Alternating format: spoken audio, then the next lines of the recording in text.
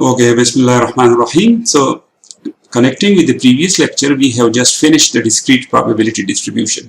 In discrete probability distribution, we discussed several types of probability distribution. For example, we have already covered binomial distribution, hypergeometric distribution, negative binomial distribution, Poisson distribution, and multinomial distribution.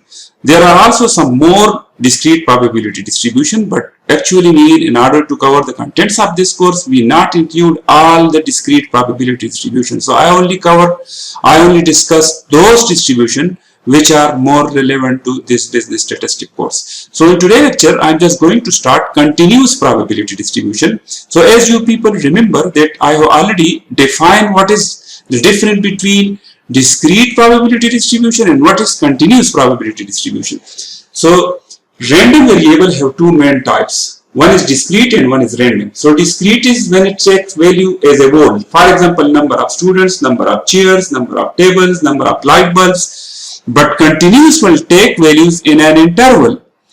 Continuous will start from a lower bound and will finish at an upper bound. And we will include all the area in those two intervals, in those two bounds, upper and lower bound. For example, if you want to measure the area, then you will start from a specific point to another specific point. For example, if you want to count the distance speed, so it will also a continuous phenomenon. If you want to measure someone's height, it's also a continuous phenomenon. If you want to measure that how much rain from 9 to 10 o'clock, if you want to measure how millimeter of rain occurred during this time, so it will be in the millimeter. So this is a continuous phenomenon. Time is also a continuous phenomenon. So in order to go to further discuss the continuous probability distribution, I'm just going to start once again that a random variable x is defined to be continuous if it can be assumed every possible value in an interval a, b. A will be lower than B because A is the lower bound and B is the upper bound, where A and B may be minus infinity to plus infinity respectively. The temperature at a place is an example. So the temperature will be going up, it will be 331 point something Celsius. The amount of rainfall, time to failure for an electric system, we not know when this light bulb will stop working. We not know when a specific car will stop working. We not know when a specific machine will stop working. So it's include a time phenomenon. So when a time involved in some specific system, these are the example of continuous random variable. Just like we have already explored the discrete probability distribution, so in the same manner I will also discuss the continuous random variable. We have already discussed the probability distribution function or the probability mass function of discrete random variable. So in this lecture, I'm just going to tell you to define you how you will write the probability distribution function of a continuous random variable. A random variable x may also be defined as continuous if it is distribution function, which we will denote with the capital Fx, is continuous and is differentiable. So this is very, very important. If it is continuous means if it is in a specific interval, in those interval, if there is some specific bounds, upper and lower bound, and is differentiable. So is it differentiable or not? If it is not differentiable, it means it's a constant, then it will be equal to 0. We will not be able to find the probability density function. And the graph of fx has no jump or steps, but is a continuous function for all. So as I already mentioned that in a discrete we will consider like this, just like we going on stairs. But in a continuous it will be a moment like this, it will be a moment like this, okay, or it will be a moment like this. So in a circle, so a random variable x may be defined as continuous if its distribution function is continuous. So this is continuous now, it's a curve now. There is some seasonal variation, ups and down with some specific time period, and is differentiable. And the graph of fx has no jump. So now there is no jump, sudden jump, but in this one there are jumps, okay, are steps, but in a continuous function for all x. The derivative of f of x be denoted by differentiate f of x divided by d of x. Differentiate f of x with respect to x. So we will write this f of f when you take the integration of this, if you want to calculate the area from A to Z, so mean A will be the lower bound and Z will be the upper bound. So we can write it that the area, for example, if we want to calculate the area from A to B, A is the lower bound and B is the upper bound, and we will write this f of x d of x. So it will give us the area. Okay. The derivative of f of x we denoted by this, and f of x we can write because integration is the opposite of differentiation. So minus infinity to plus infinity f of x, so we will get the value of this. Or if you want to take, if I take the integration of this, so integration will be cancelled with this. Okay, it will become f of x, and because we are taking integration on both sides, so this will be f of x minus infinity plus infinity. So in a specific question, they will give you these upper and lower bound. They will give you a specific interval. That the death rate, let's suppose an example, that the death rate among the kids, the early born kids whose age are from 10 days to 35 days. So now 10 days to 35 days. 10 days is the lower bound and 35 days is the upper bound. So we can calculate those kids, we can calculate the probabilities of those kids who die, whose age are between 10 and 35 days. So we can easily calculate those probability distribution function. So the probability density function, just like we studied for the discrete probability distribution function, it will also be similar, but now we will not include the summation. We will include the integration. The function f of x is a probability density function. PDF for a continuous random variable x defined as the set of real number if f of x is greater than or equal to 0. So as we already mentioned in the probability, that probability will always be equal to 0 or greater than 0, and the total probabilities will be equal to 1. So the total area will be equal to 1. So the function, this function will be greater than or equal to 0. This function will never ever be negative. So for all x belong to real number. The second property, the sum of area under the curve, the whole area under a curve will be equal to 1. For example, if I draw this, okay, so the area, this whole area under this curve, when you calculate, when you measure this area, it will be equal to 1. So how we will calculate? Because now this starts from minus infinity and until plus infinity. So if we integrate this minus infinity to plus infinity, and f of x, the function of this, which is a normal distribution, d of x, when we calculate, we will get this 1 or 100%. The third property is, if you want to calculate an area, for example, if we want to calculate A and this is B, so if we want to calculate this area only, not the whole area, so you can easily calculate this by putting summation integration from A to B, where A is less than B. A is the lower bound, B is the upper bound, and the function of this equation. So we will be able to get this area. We will be able to get this area where A and B all belongs to real number. Okay. Note, for a continuous random variable x we have in general. So this will not be, function of x will not be equal to probability of that. Okay, just like in discrete probability distribution, this function, this probability distribution will be equal to the probability. For example, if I throw a coin in a discrete, because it's a discrete phenomenon, the sample space will be, it will be head or tail, and the probability of head will be equal to the probability when x is equal to head, it will be equal to 1 by 2. And the probability of tail will be equal to, when x is equal to tail, it will also be 1 by 2. But in this case, it will not be equal to, because this is a continuous phenomenon. Probability of x is equal to a is equal to 0. Why? Because continuous phenomenon relying on an interval.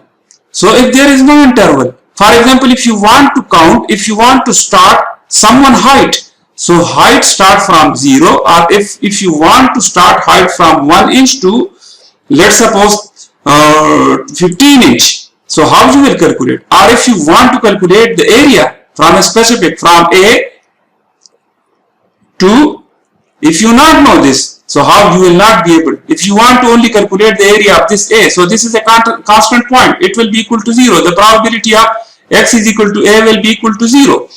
So if you have some specific interval from A to B, then you will be able to calculate this area, just like in this. If you want to calculate the area of this one point, A is equal to, let's suppose this is 1. From 1 to a specific point, from 1 to 2. From 1 to 2, how much area covered? So we will be able to count it. But if you want to calculate the area from A is equal to 1, it will be equal to 0. Similarly, probability of x is greater than or equal to A and x is less than or equal to B, we can easily write just like in this example. I already wrote this, that x will be greater than or equal to A and it will be less than B. So we will be able to calculate the probability of x. And this one is that mean the area. If you want to calculate the area of f of x, so you will put the upper and lower bound in this area A to B and you will be able to find that area. In this example, you can see these are the curves. So this is not mean jumping steep. These are not the steep. Okay, these are the curves. So mean if you want to calculate the area under the curve, you will be able to take minus infinity because the lower bound is minus infinity and the upper bound is plus infinity in this case, and f of x is the function of this equation because this is x, this is mean x-axis and the function of f of x dx. So the whole area when you calculate it will be 100%. If you want to calculate the area only from A to B, you will write it x is greater than or equal to A and x is less than or equal to B. So you will take the integration from A to B, f of x, d of x, so you will be able only to calculate this area. Similarly, if you want to calculate this area, you can see this area. We are not interested in this whole area. So probability of x, now x, we are only interested in that x which is greater than or equal to B. So mean this is equal to B and greater than B. So how we will calculate? So this is my lower bound B and this is the plus infinity. So from B to plus infinity, you will be able to calculate B to plus infinity, you will be able to calculate this area. If I ask you calculate this area only for me, so now this starts from minus infinity, because this is minus infinity, we not know that where it's finished. So minus infinity to A. So minus infinity is the lower bound and this A is the upper bound and f of x, and mathematically we will write this probability of x is less than or equal to A. Okay, I'm just going to solve some more example in order to that you understand that how you will calculate area, how you will calculate probability, how you will calculate a specific portion in a specific example. The probability that a continuous random variable x lies between a lower limit A and an upper limit B is, so A and B we want to calculate this area. How we will calculate? So x which lies between A and B, this blue, so x is greater than A and x is less than B, cumulative area of the left of B. So how we will calculate?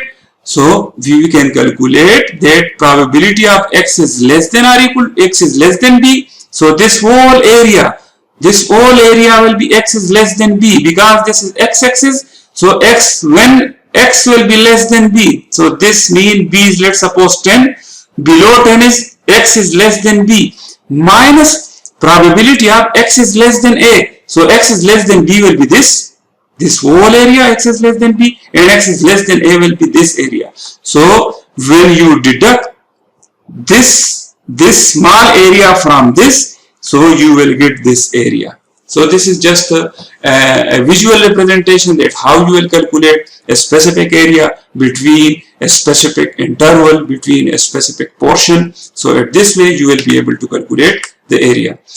Okay, I'm just going to start a simple example.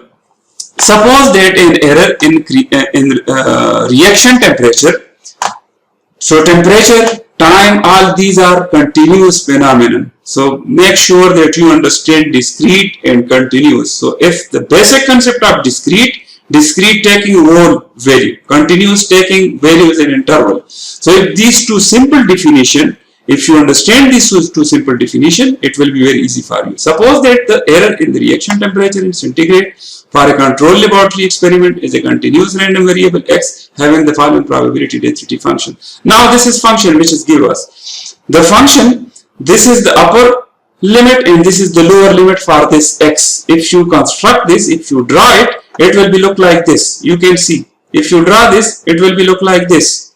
In a Cartesian coordinates, it will be look like this. Okay.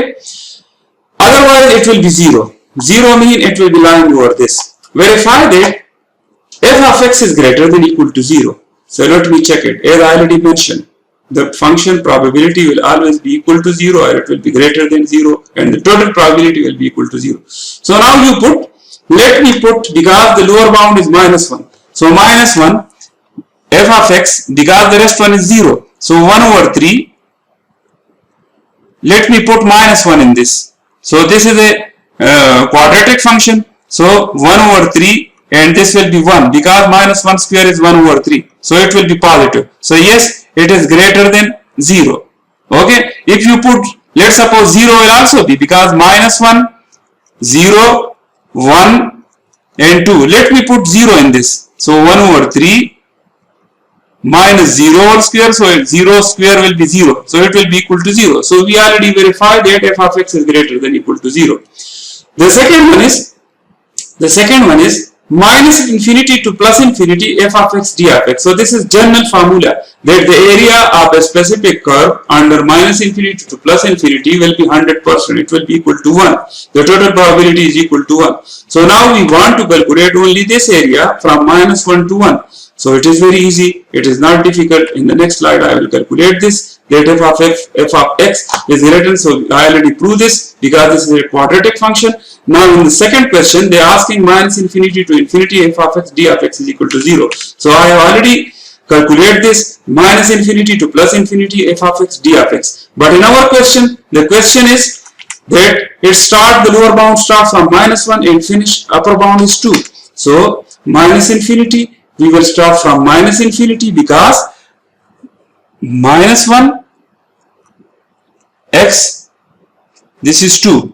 So because the general formulation is minus infinity to plus infinity f of x d of x. So we will start from minus infinity to minus 1 and f of x d of x plus. Then in the next, when you reach to, let me draw it, minus infinity, this is minus 1, this is 0, this is plus 1 and this is plus 2. So we complete this minus infinity to plus. Now minus 1 to 2, we will direct write plus 2 because this is already mentioned in the question. This function is defined only for this interval f of x d of x. So because the function is 0 other than for other interval, the function is equal to 0 for other interval, but the function is, so from minus infinity to minus 1 this will be equal to 0. From plus 2 to plus infinity, it will be equal to 0. So you need to understand, from plus 2 to plus infinity, it will be equal to 0. From minus infinity to minus 1, it will be equal to 0. So we will only consider, because the function is only defined for this interval from minus 1 to plus 2. So that is why minus 1 to plus 2, we just write equal to 0. Minus 1 plus 2, and the function is 1 over 3x square dx. We just put because the function is f of x is 1 over 3 x square. This function is defined only for this plus 2. So we just write this function, and from plus 2 to plus infinity, because this is equal to 0. From plus 2 to plus infinity, this function is equal to 0. So we just write 0. So when we simplify it, as you people already studied integration in your matriculation and you already know in the business mathematics that